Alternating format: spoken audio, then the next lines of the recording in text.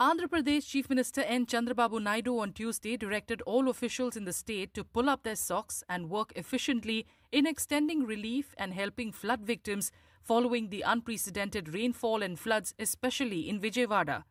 The Chief Minister said he is undertaking surprise inspections in the flood-affected areas and directed eliciting feedback from the people through the interactive voice response system mode.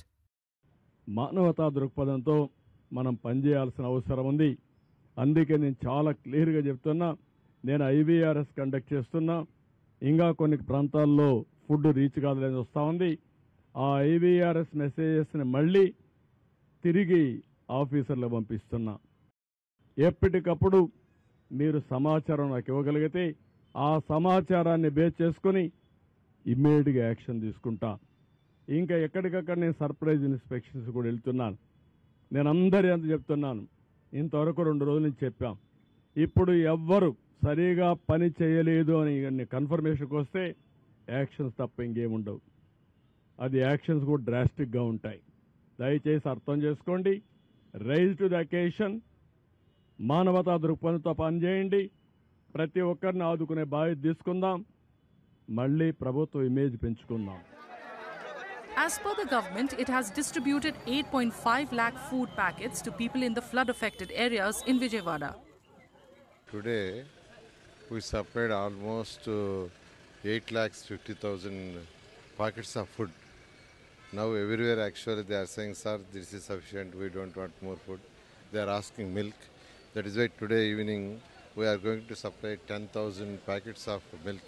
CM gave a strong instructions, asked him to supply water and milk. Like that, water is now actually it is going down. Probably another 48 hours, I think it will be all right.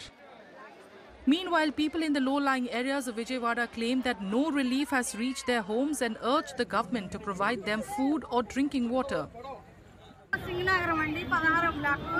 ఆ లోపలికి ఒక్కళ్ళు వచ్చినోళ్ళు లేరు, మంచినీళ్ళు ఇచ్చినోళ్ళు లేరండి, ఎవరు అడిగినోళ్ళు లేరు. అక్కడ ముసలా ముందుగా చిన్నపిల్లలు అందరూ ఉన్నారు.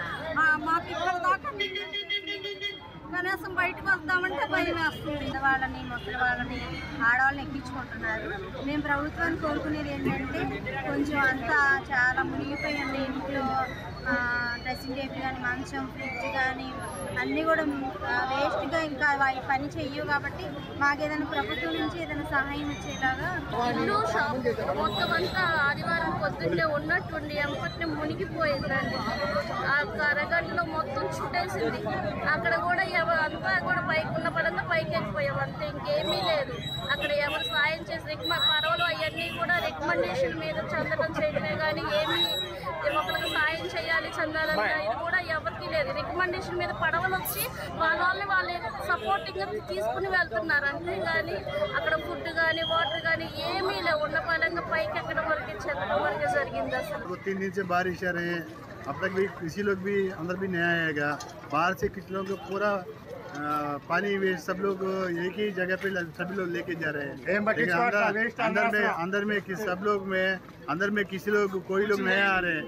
कुछ भी काली जो शोइंग करके न्यूज़ में कितना इनको दिया तो भी हमको नहीं मालूम है. अंदर में बहुत दिक्कत आ रहे हैं. पानी नहीं है, किसी लोग बाढ़ने वाले नहीं है. In the wake of a depression in the Bay of Bengal, several parts of the state received record rains which resulted in unprecedented floods, with Vijayawada being the worst affected. As per officials, the number of flood-affected people rose to 6.4 lakh across the state, with more than 44,000 people being accommodated in 190 relief camps set up by the state government.